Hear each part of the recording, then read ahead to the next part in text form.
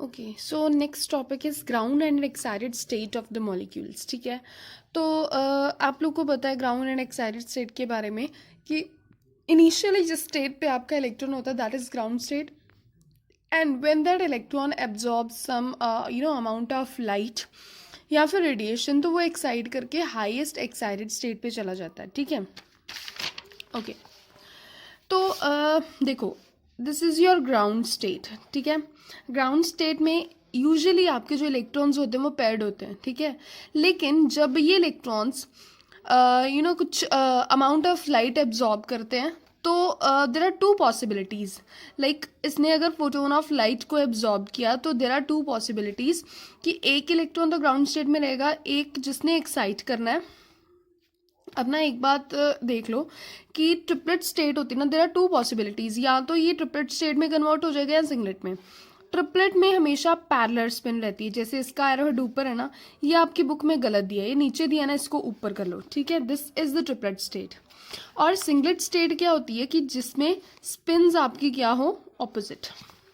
ठीक है, now this is correct. तो देर आर टू पॉसिबिलिटीज़ कि या तो ये लाइट एब्जॉर्ब करके ट्रिपलेट स्टेट में, मतलब इसकी स्पिन इन्वर्ट कर जाए, नीचे है ना इसका एरो हेड, ये ऊपर चला जाए। ठीक है, नीचे वाला तो ऐसा रहेगा, या फिर ये ऐसा एक्साइटेड स्टेट में चला जाए। ठीक है, इसको बोलते हैं ट्रिपलेट स्टेट, इसको बोलते हैं सिंगलेट स्टेट। ठीक है, नाउ ट्रिपलेट स्टेट जो होती है ना, एक बात हमेशा याद रखो कि ये आपकी स्टेबल स्टेट होती है, then singlet state.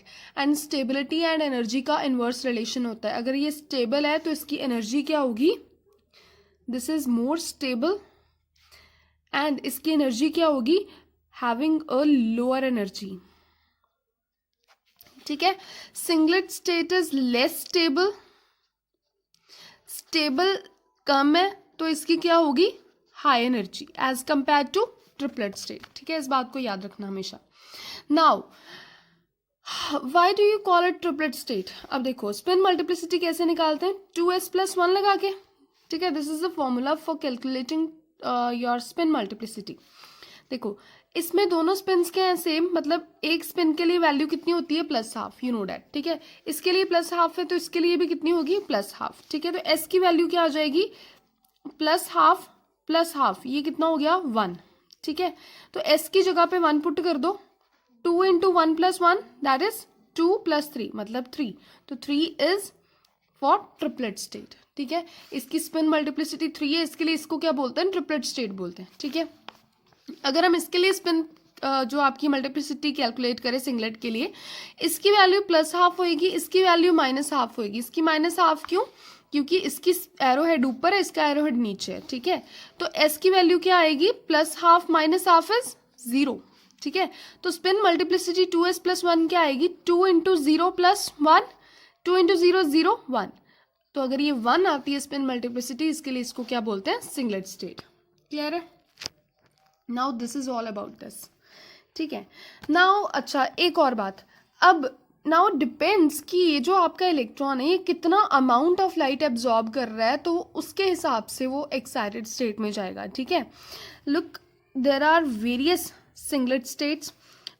Suppose here is the ground state. ठीक है, this is the first excited state, second excited state, third excited state, this is ground state. ठीक है, ये सारी सिंगलेट एक्साइटेड स्टेट्स हैं, ये सारी ट्रिपलेट एक्साइटेड स्टेट्स हैं। अब मैंने क्या बोला कि स्टेबिलिटी किसकी ज़्यादा होती है, ट्रिपलेट की, और इसकी एनर्जी क्या होती है, कम। ठीक है, तो आप लोग देख सकते हो कि सिंगलेट से ट्रिपलेट जो, this is S1 first singlet excited state, this is first triplet excited state. ठीक है, तो ट्रिपलेट वाली थोड़ी नीचे वाली, मतलब दिस इज द एनर्जी ना। ठीक है, तो ट्रिपलेट वाली आपकी एज कंपेयर टू सिंगलेट कम एनर्जी पे आएगी। ऐसे ही S2 वाली T2 से ऊपर होएगी, S3 वाली T3 से ऊपर होएगी। ठीक है, तो ये डिफरेंस मेंटेन करना ज़रूरी है।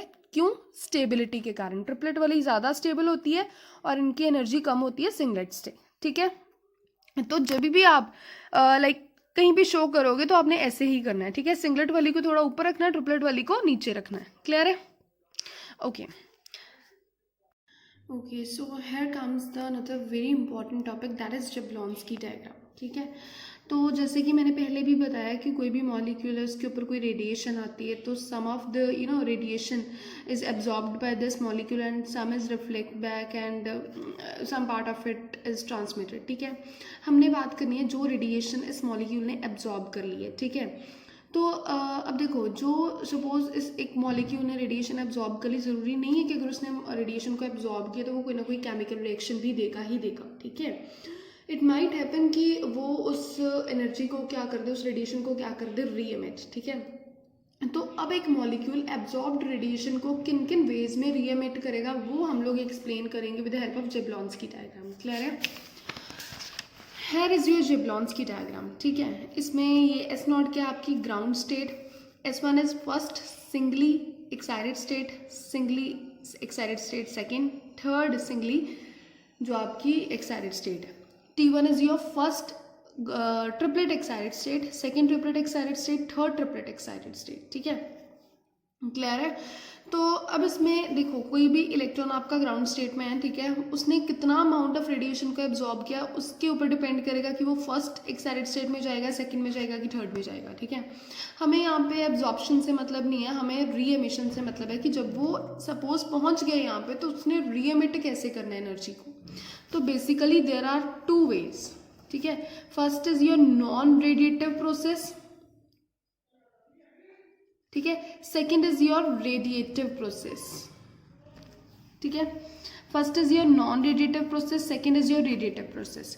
नॉन रेडिएटिव प्रोसेस का मतलब क्या है कि उसमें जो आपकी कोई भी रेडिएशंस उन्होंने एमिट मतलब ग्राउंड स्टेट तक नहीं जाना, लाइक वो एक्साइटेड स्टेट में एक्साइटेड स्टेट तक ही एमिट करेंगी। क्लियर है? लाइक हो सकता है कि वो फर्स्ट आपकी थर्ड जो एक्साइटेड स्टेट है उससे सेकंड एक्साइटेड स्टेट में आ जाए, सेकंड से फर्स्ट में आ जाए, मतलब लेकिन वो ग्राउंड स्टेट में नहीं जाएंगी वापस, ठीक है। इसको क्या बोलते हैं? Non radiative transitions. और जो रेडिएटिव ट्रांजिशंस है वो कौन सी है कि ऑब्वियसली वो ग्राउंड एक्साइटेड स्टेट से ग्राउंड स्टेट में ही आनी है, ठीक है। तो इसमें फ्लोरेसेंस एंड फॉस्फोरेसेंस कौन सी में आ गई? रेडिएटिव में, क्योंकि ये किधर जा रहे हैं? ग्राउंड स्टेट में जा रहे हैं, ठीक है। अब ये जो नॉन रेडिएटिव है ना, ये फर्दर आगे दो तरीके का है, ठीक है। एक तो इंटरनल क्रॉसिंग या फिर इंटर सिस्टम कन्वर्जन, ठीक है। अगर तो आपका मॉलिक्यूल जो है वो सिंगलेट हाईएस्ट एक्साइटेड स्टेट से सिंगलेस्ट लोएस्ट एक्साइटेड स्टेट में ही जा रहा है तो फिर वो क्या आएगी? Internal conversion. लेकिन अगर वो सिंगलेट हाईएस्ट स्टेट से आपका जा रहा है ट्रिपलेट स्टेट में, फिर वो होएगी इंटर सिस्टम क्रॉसिंग। की मतलब अगर वो आपका सिंगलेट से S3 से S2 में चला जाए, S2 से S1 में चला जाए, जीरो में नहीं जाएगा क्योंकि ये ग्राउंड स्टेट में नहीं जाती, ये नॉन रेडिएटिव है, ठीक है। तो S3 से S2 में चला जाए, S2 से 1 में चला जाए तो इसको बोलते हैं इंटरनल कन्वर्जन, ठीक है। लेकिन अगर वो S3 से T3 में चला जाए, S2 से T2 में चला जाए या T1 में चला जाए, इसको बोलते हैं इंटर सिस्टम क्रॉसिंग, ठीक है। मतलब जब वो सिंगलेट से ट्रिपलेट में जा रहा है, ठीक है। तो ये दोनों आगे नॉन रेडिएटिव में। अब रेडिएटिव कौन सा होता है? जिसमें आपका जो मॉलिक्यूल है वो एक्साइटेड स्टेट से ग्राउंड स्टेट में जाएगा। इसके अंदर दो प्रोसेसेस आते हैं, फ्लोरेसेंस एंड फॉस्फोरेसेंस। इनको हम वैसे पहले भी पढ़ चुके हैं।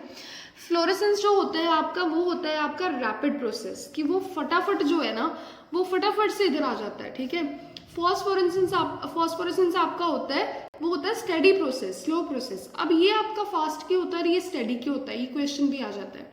ये फास्ट इसलिए होता है क्योंकि S0 टू S0, देखो ये S1 टू S0 जा रही है ना, S1 टू S0, ये होती है आपकी अलाउड ट्रांजिशन, ठीक है, क्योंकि सेम स्पिन है ना। और T ये किधर से किधर जा रहा है? T1 से S0 पे जा रहा है, ये होती हैं आपकी फॉरबिडन ट्रांजिशंस। फॉरबिडन समझते हो ना, जो अलाउड नहीं है, ठीक है, स्पिन सिलेक्शन रूल्स पढ़ते हो। तो ये वाली आपकी अलाउड है, तो ऑब्वियसली ये कम टाइम लेगी। अब क्योंकि ये फॉरबिडन है इसलिए ये ज़्यादा टाइम लेगी नीचे आने में। क्लियर है?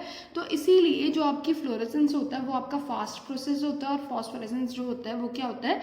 स्टेडी प्रोसेस होता है। Now one more thing which I would like to discuss here, कि जो आपकी ये सपोज आपका मॉलिक्यूल है, ठीक है, ये आपका मॉलिक्यूल है, ठीक है, इसने इधर से इधर आना है फ्लोरेसेंस में।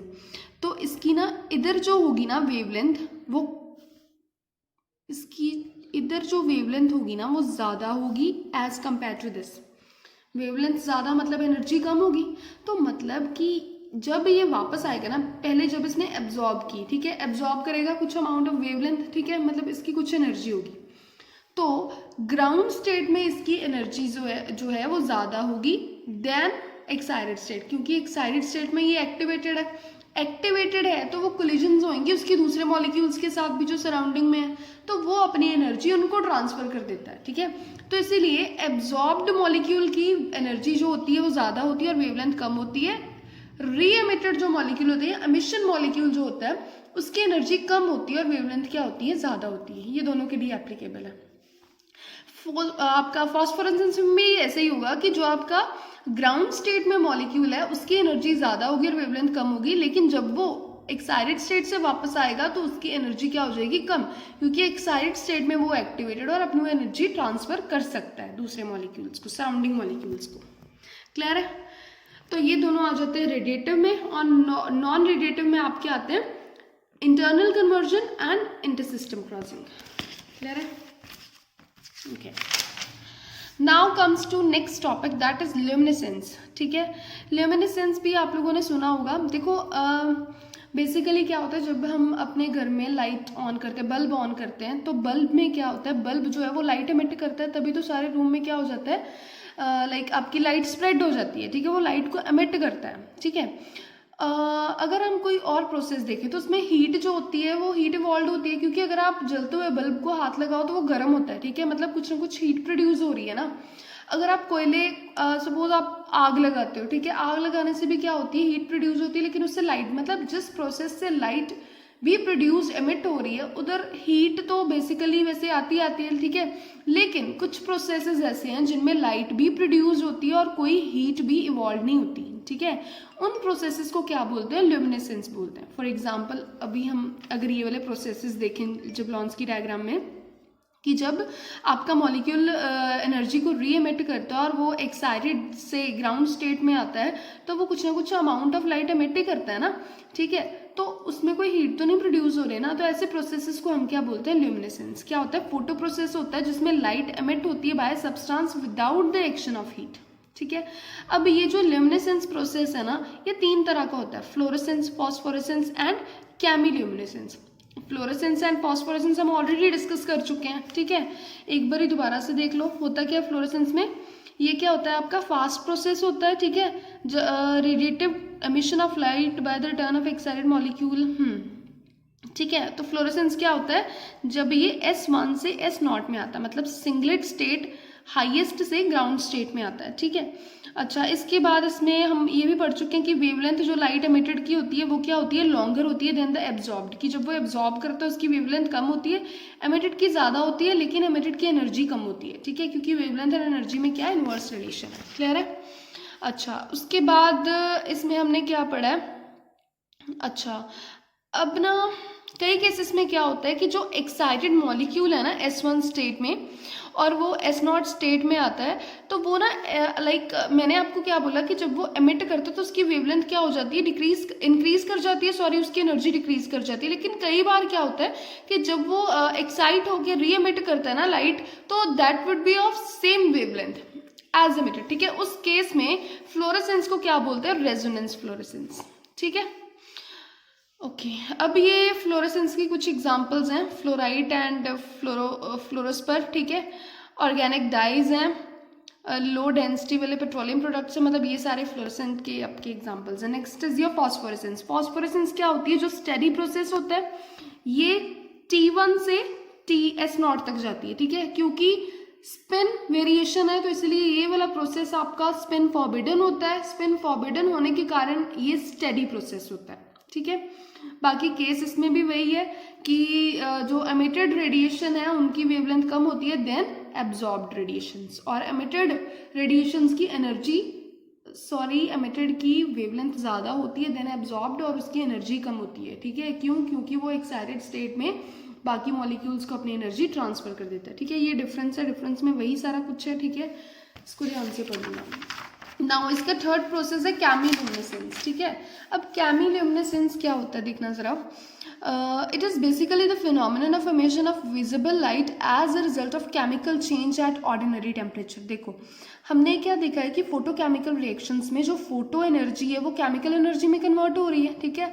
लेकिन कैमिल्यूमिनेसेंस एक ऐसा प्रोसेस है जिसमें केमिकल एनर्जी जो है ना वो लाइट एनर्जी में कन्वर्ट होती है एट ऑर्डिनरी टेम्परेचर, ठीक है। उसको क्या बोलते हैं, कैमिल्यूमिनेसेंस। अब इसमें ये सारी इसकी एग्जांपल्स हैं, ठीक है। इलेक्ट्रॉन ट्रांसफर रिएक्शंस में कैमिल्यूमिनेसेंस होती है, या फिर फास्फोरस और उसके ऑक्साइड्स शो करते हैं। कोल्ड लाइट होती है जिसमें कोई हीट प्रोड्यूस नहीं होती लेकिन लाइट एमिट होती है, ठीक है, लाइक ल्यूमिनेसेंस, ठीक है। तो ये सारा आ गया आपका ल्यूमिनेसेंस का।